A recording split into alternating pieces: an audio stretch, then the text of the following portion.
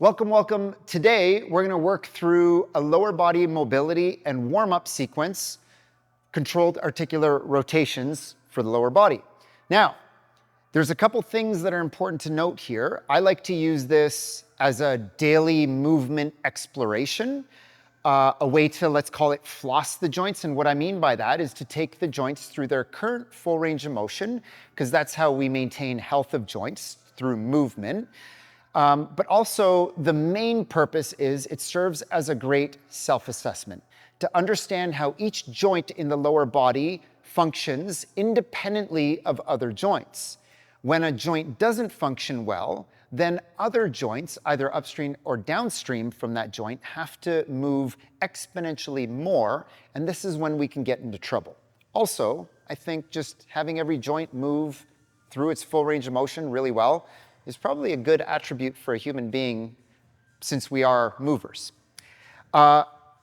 Thing to note here is the way that we're going to isolate and segment to just one joint at a time, we're going to use this principle called irradiation. Essentially, I'm going to create tension through the rest of the body so that only that joint is moving. So, for example, if I create tension here and I want to go into hip extension, then I can isolate to just the hip here. If you're not creating tension, there's a high likelihood that you'll do something like this and lean forward and extend from the spine to find that position in space. Keep that in mind as we go. Ready? Let's start with the hip. We'll go knees and ankles next, and we'll irradiate, and I'm going to hang on to something for balance. You can hang on to the wall or whatever it is. I've just got this dowel here. We'll create tension in the stomach.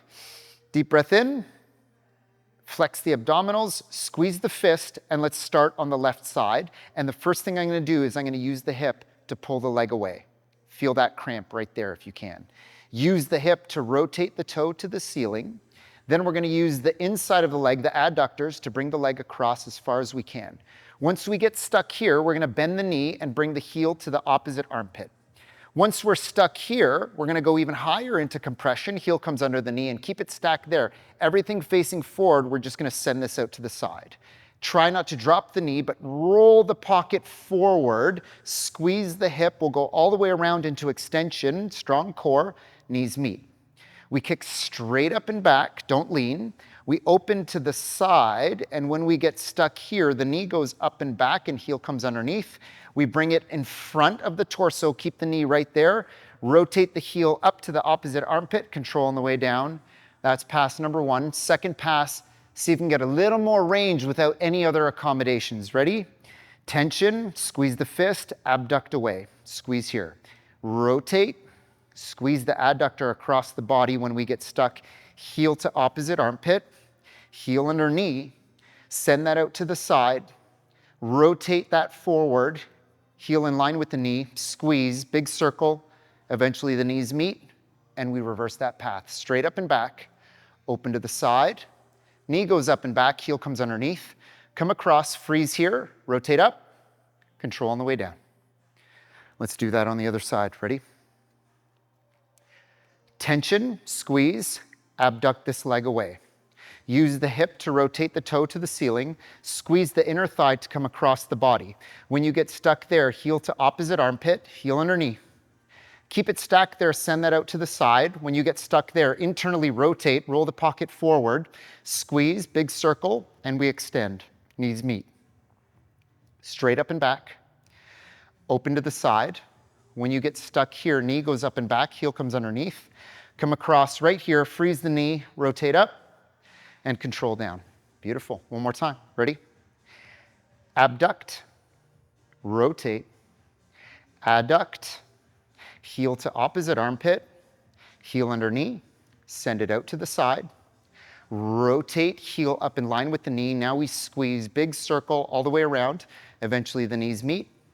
We go straight up and back, open to the side. Good. Knee goes up and back, heel comes underneath, come across. Freeze here, knee stays right there. We rotate up and we control down. Beautiful. All right, let's take it down to the floor. Perfect. Now, we're going to work on knees because healthy knees rotate. So what I want you to do is pull that heel in, pull the toe up a little bit. So we've got like this 90-90 archetype.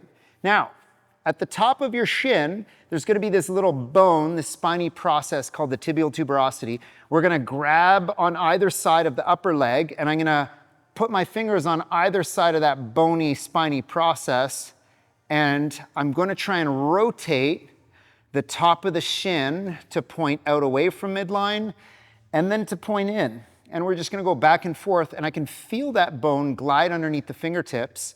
I want you to think and mark a little red X on that part of the shin. I'm going to hook my arm underneath, and I can use my finger to feel that part of the shin point out, and now I'm going to extend up as far as I can go and back down, trying to rotate out that entire time. Then we'll do the opposite. We'll rotate in and try and hold that rotation as we extend up and all the way back down. And let's do that again. Rotate out, up, rotate in, up. Let's hold that rotation, go back up, and now try and rotate out. Good. And up. Same way, try and rotate it down. Good. Let's go to the other side. I'll show it from this angle. Same thing. Fingers on either side, and we rotate back and forth. Feel that bone glide underneath the fingertips. We'll hook on underneath, and let's start by pointing the top of the shin out and away, and we extend up, down, rotate in, extend up, down, rotate out, up, rotate in. Good. And let's hold this rotation facing in towards midline as we extend up, and now try and rotate the shin out, down, up, and rotate in and down. Beautiful. We'll go to the ankles. For the ankle, we're going to set up like this. I'm going to sit back, I'm going to flex my quad, lock the knee, and now I don't want any rotation coming from the knee or the shin. I want everything coming from the ankle, so I'm just going to keep an eye on my kneecap to make sure that it doesn't rotate anywhere. And we'll start with a hard toe point forward with the toes. Beautiful. And now, without rotating the leg or the shin, I'm going to really slowly try and draw a huge circle in the sky with my big toe, just keeping an eye on my kneecap to make sure it doesn't go anywhere. Perfect. Second pass, I'm going to try and make that circle even wider.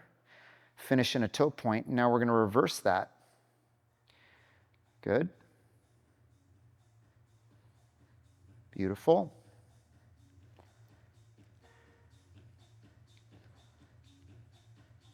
Good. Trying to get that foot to cramp if you can. We'll go to the other side. Place the ankle underneath the calf. Good. Lock that, flex that knee. Mark your kneecap to make sure it's not moving at all throughout the entire process. And now I'm trying to draw the largest circle that I can with my big toe in the sky. Good. Pull the toes back towards your face, in towards midline, and reverse path. Good. See if you can get the foot and the calf to cramp. If it does, just keep pushing through and make that second pass even wider than the first. Beautiful. Like I mentioned, going through lower body controlled articular rotations, one joint at a time, can serve as a great warm-up, a great way to maintain the health and range of motion of your joints, and a great self-assessment. And if you noticed where you have some deficiencies or accommodations or things just don't feel great, scroll down through the rest of our playlist and find that joint and get to work. Appreciate you. We'll see you on the next one.